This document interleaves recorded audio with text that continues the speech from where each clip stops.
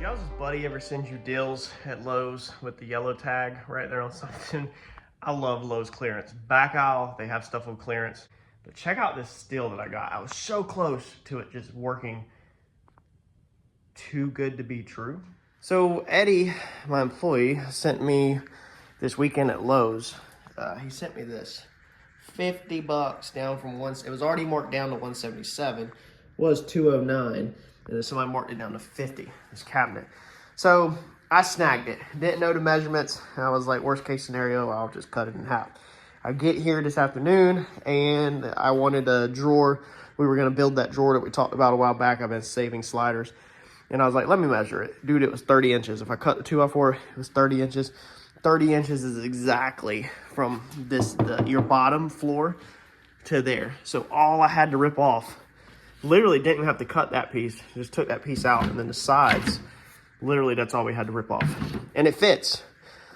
However, because of the cabinet door, I was gonna let it overhang because I was thinking that bottom 2x4 was back farther than the top one, which it's clearly not. I don't know why I thought that. But the drawers stick out a little bit, and I don't want that in case we're ever cutting. We often cut metal perfectly on this edge or hammer and beat on it, and I don't want that. So we're gonna go ahead and take the scale saw and rip through the cabinet door on that line, that little bit off the bottom, then it should fit right in. Well, that was the last of my bottom. There's all that's left of the bottom of the cabinet, so might as well go ahead and rip that out. What is that? Oh, that's for the shelves. Oh yeah, it did come with the little shelf piece.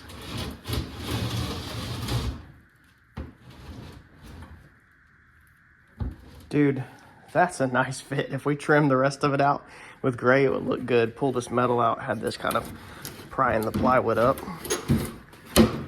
just so that it would slip in there. It's that tight. Dude, that's an awesome score, man. And there's even room right there to get your fingers in there for the drawers. And that was even able to take a little piece of the scrap and build a little edge so that if we put something up there, if we're rolling this whole workbench around, the stuff don't slide off. Huge score, dude. I love this stuff.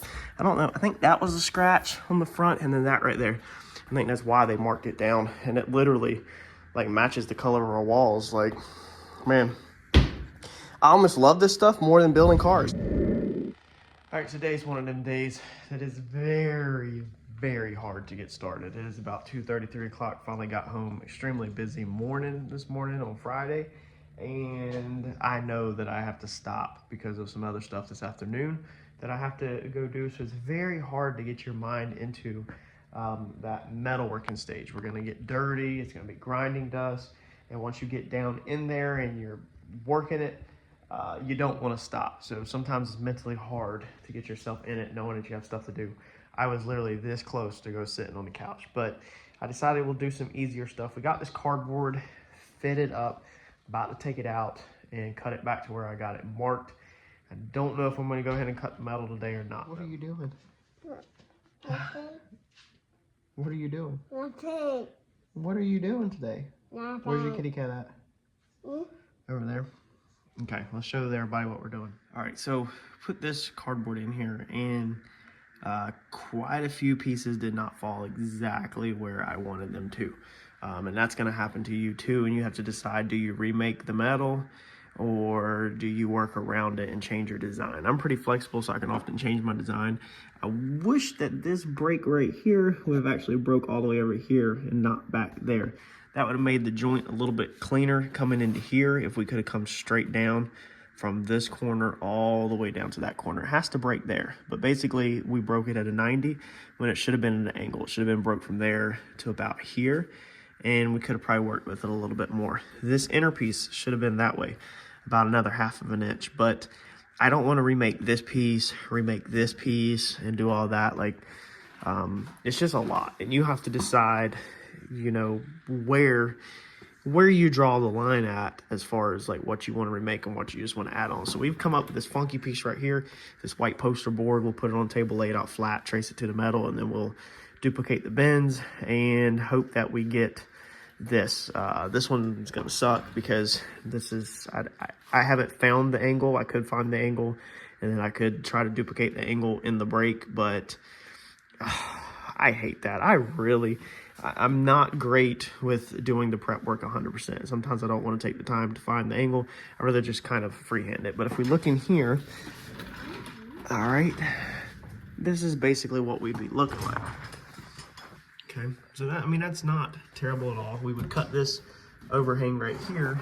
That's overhanging. We'll cut that off after we get the metal fit in there. This little funky corner right here, though, however, that's what I don't like. That's where I wish this break would have been over there. But I think we're just gonna roll with it, honestly. So we'll just put a little tiny triangle patch in there. And remember, when this whole project's done, there's gonna be a wall that comes up and goes across it anyway. So the wall is gonna kind of sit on top of this little nook right here, and then with the thickness of the carpets and stuff like that, it'll honestly, I know it will flow good on the back side. It's just right now the metal working part of it will look a little funky. So I figured I'd show y'all that fit up real fast before I take this out and throw it on the bench. So I've laid this out, and I like to cut my cardboard to the exact dimensions basically, and then add my flanges. So I come through here and note +3/4, you know, all around here, +3/4 on this line, +3/4 on this line. So that's what these little dotted areas are. These are your spot weld flanges, and that's kind of like how I like to do mine, is add the flanges actually on here. I don't like to add the flanges on the cardboard. I don't know, it's just easier for me to trace the exact stuff. So that's how I do it. All right, so it is Sunday morning. This weekend has been a wash. Friday, super busy. Saturday, dig or die with John. Fortunately, we didn't stay out all night, so I was able to save my Sunday. So we're gonna get started at about 10 in the morning. But, Mr. Timothy, that's your name on here. I imagine you go by Tim. Shout out to you. I took your advice and we went and bought a pair of shears. So I'm curious how this is gonna work today. As you can see, the baby plays out here. Snowman pajamas, and I'm sick of all the dust and the dirt. This place used to be clean with the Comet because we weren't doing this much metal work. And so he pointed out in one of previous videos, why don't you switch to metal shears? Less dust, less sparks, you're cutting sheet metal. I knew about the shears, but I completely just had deleted them out of my mind because we have always done projects that we don't have to do large amounts of sheet metal. This is the very first project I've ever done that requires this much sheet metal, and that's why we've been buying up. That's the reason why we've been buying up metal tools and metal brakes and all that. So we're gonna see how this one from Harbor Freight works. I already have this brand of tool, so I figured we would try out the battery powered version.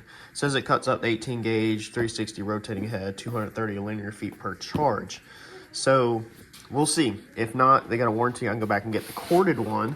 But the more I can switch to cordless tools, the better. We're still using this one. For anybody following the channel that was wondering about these Chinese tools, I did a review on this. The downfall to this one still is the battery life, but I have 2 or 3 batteries now because I yanked the batteries off the buffer review that we did, and now I have a few and one always stays on charge. So I keep a flat wheel on this to smooth everything out, and then I still use the plug-in grinder because it's like for the cutoff wheels, you use so much of that the batteries would just kill it. One other tool that we are going to be reviewing on the channel that I have not got to yet, I had to email them the other day. We still ain't got a bee roller, which I paid out of pocket for the bee roller, but we also have one of the machines right there that does the metal cleaning. It's the same company as the grinder.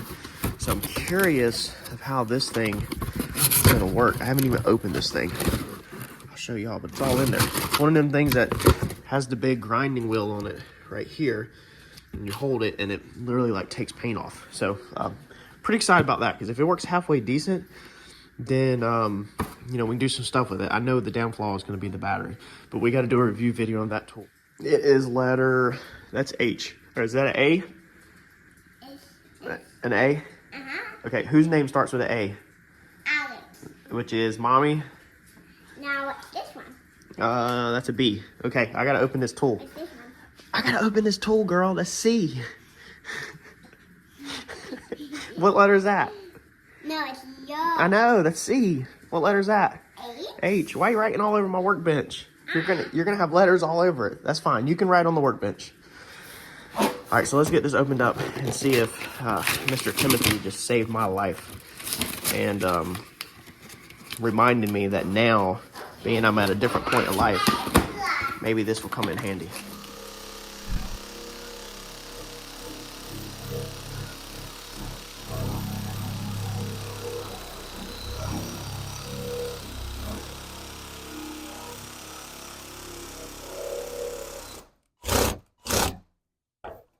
That's not bad at all.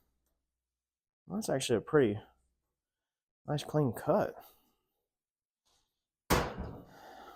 I don't think we can get that curved, but we can try.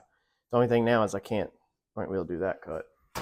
We're gonna put it that way.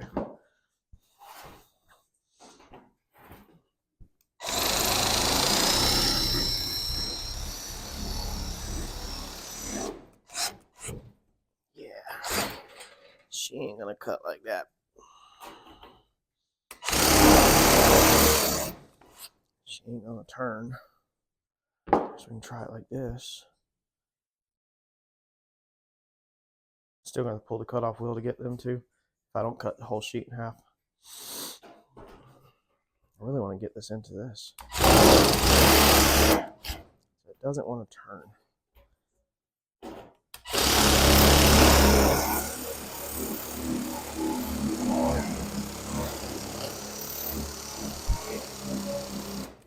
All right, so it does not like to turn, not like I want it to.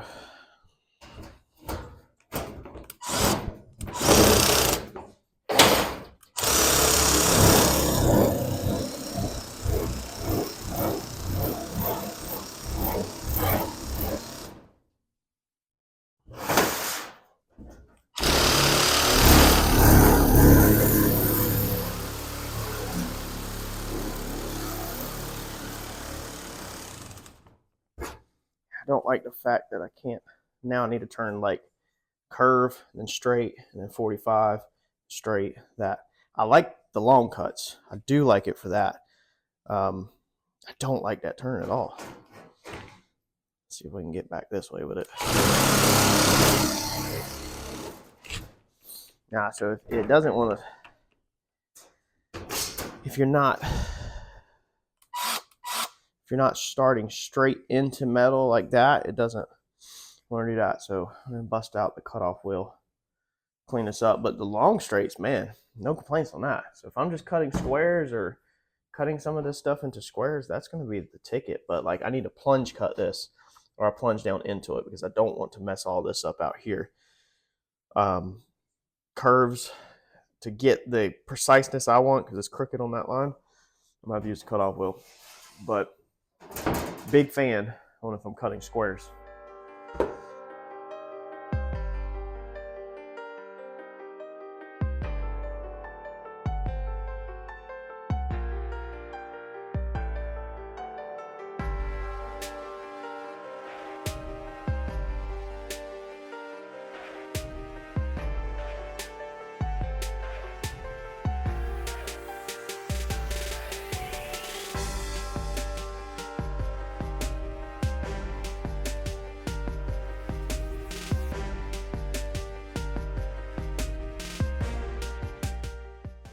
Kind of happy with it, kind of not, but when everything is said and done, this thing will look good. We're definitely gonna have to back up as always.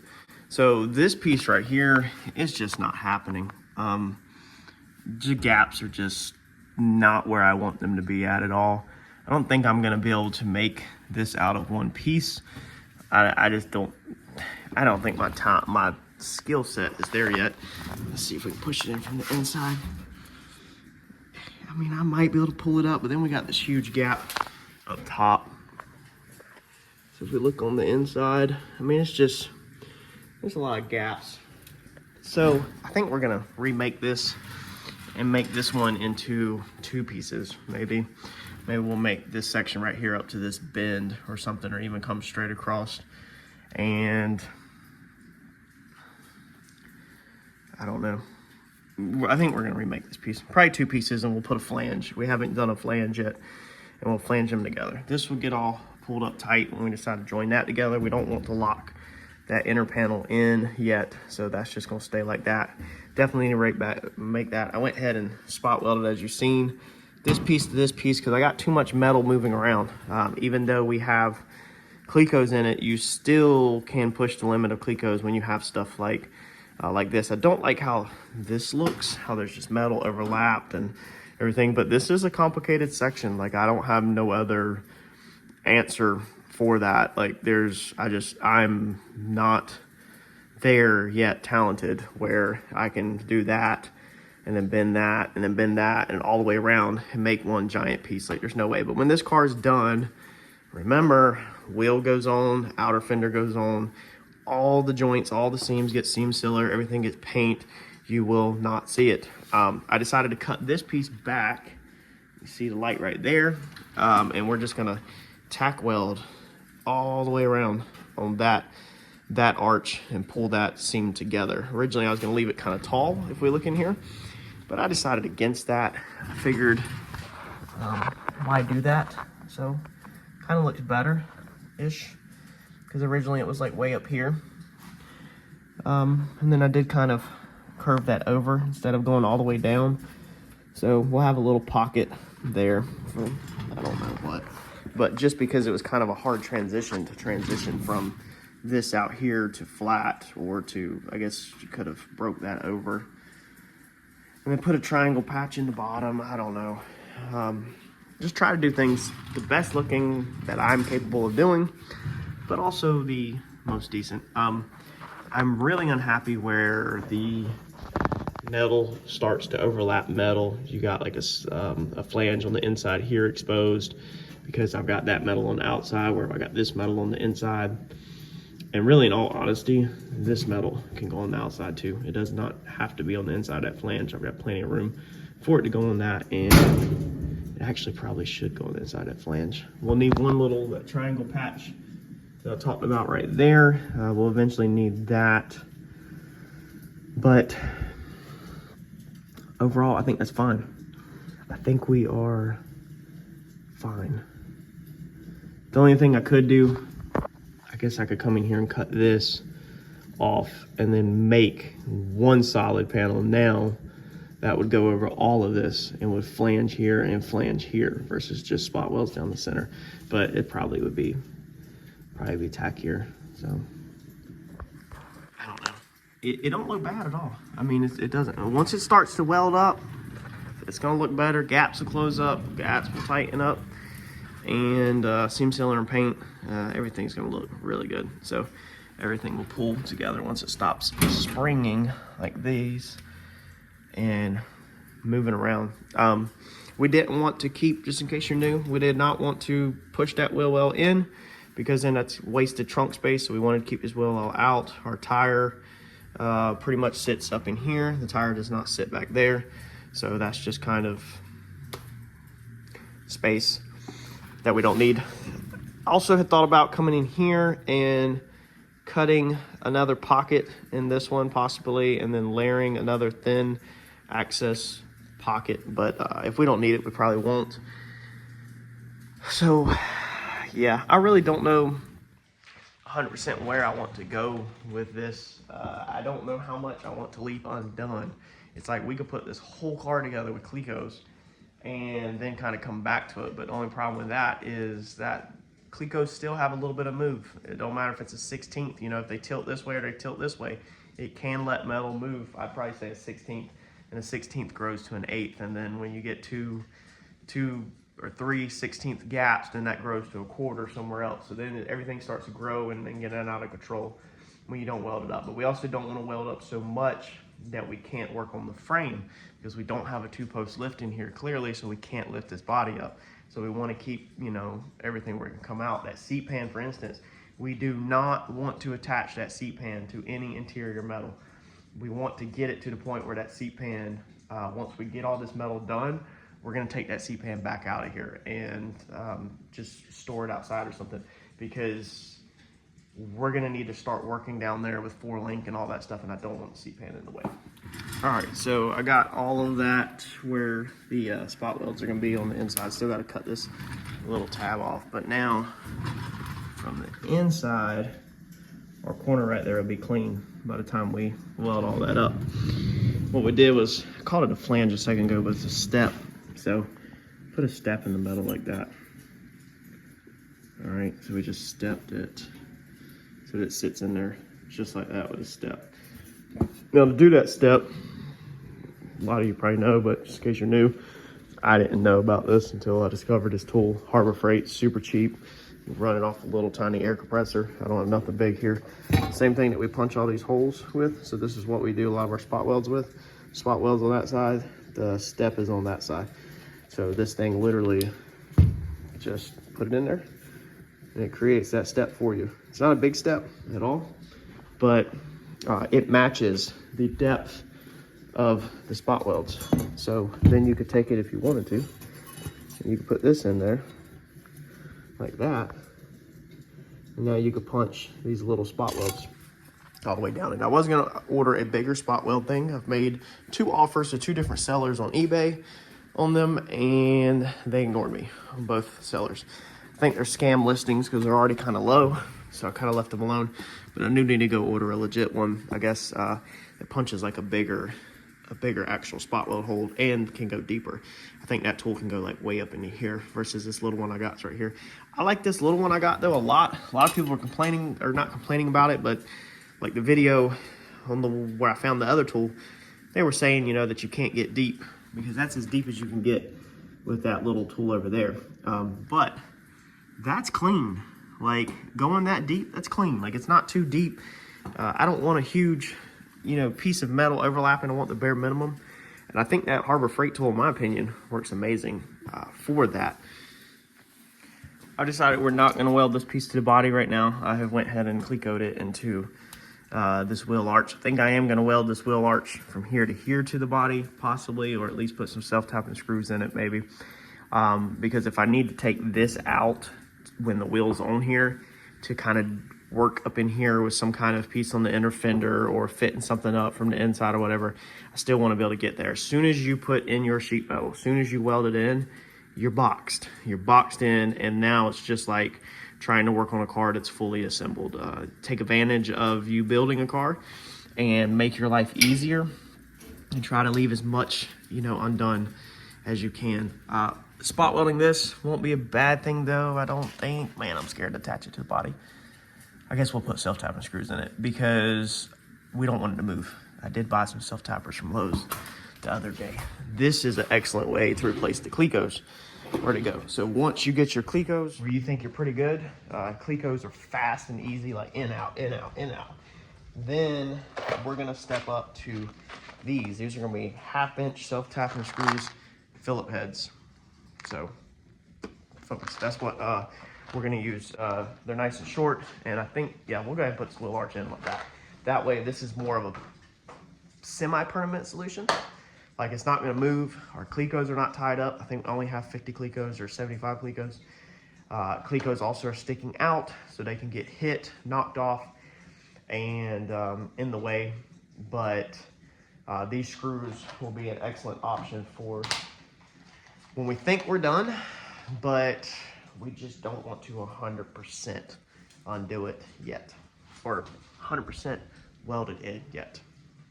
So for these cross bars right here, which is the support for our floor where our fuel cell sits, we currently don't have them bolted down, don't have a way to bolt them down. So we got to build some little standoffs right here is what we want to do, and then we want to through bolt them through the top just like we're doing down here with these pieces and put a rubber plug in them. It's just simply going to be the easiest. We don't have to worry about putting no blind side nut in there that we have to make. And it's just, if you're going to take the body off, you just have 2 people. One person on the bottom undoing bolts, one person inside undoing it from the inside, or later we could put some kind of clip on it. But we're going to go ahead and make these pieces. So this is 2-inch wide. Also right now the floor can still slide side to side, so we want to lock these crossbars down so they also stop moving like this and wiggling around, and tack them onto the frame so we can put a bolt through there, put a rubber spacer in there, and then that can no longer move around before we get too involved. So I think for that we're just going to do triangle cuts out of a piece of square stock also that we got down here. All right, so on this piece, it's 2 inch by 2 inch by 2 inch. So we're gonna make the standoffs 2 inch also. So we're just gonna come up 2 inches all the way around all 4 sides. Yes, if you had a chop saw, it would be super easy. But I don't have a chop saw. I actually do. I have it at my shop, but we don't have it here because of space. Then once we get this 2 inch block drawn out, now this is going to be a 2 inch square. We're going to cut it at a 45, corner to corner. So we'll come in here like this.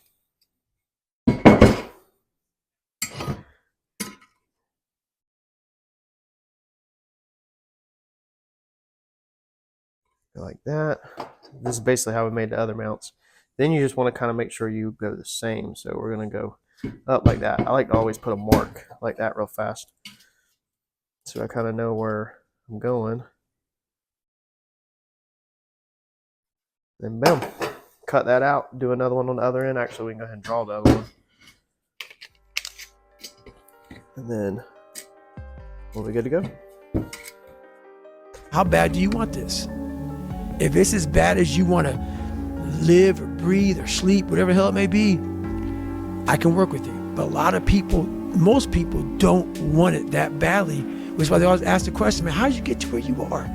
You know how to do it. You know exactly how to be you or how to be me. You don't want to do it. Like, I want to see what you do when you're tired. Let me see how you push yourself. Come on, man, get up again tomorrow, get up again tomorrow, get up again tomorrow, the next day, get up, get up, get up, get up, keep going. How long can you maintain a positive attitude? There's no hacks, bro. It's you against you. You against you. And if you misunderstand that, you have a real problem. You wake up, right to work. Immediately your mind is in action. No one wants to do that. No one. And I don't blame them. But don't be mad. Life isn't fair at all. At all. So what are you gonna do about it? I knew that no one was coming back to help me. No one's gonna miracle me to be somebody special. So, mentality is the only thing that gets us through life. I was an underdog. We are all underdogs in life. Even the baddest person in the world should think that way. So you should always have I've never arrived mentality.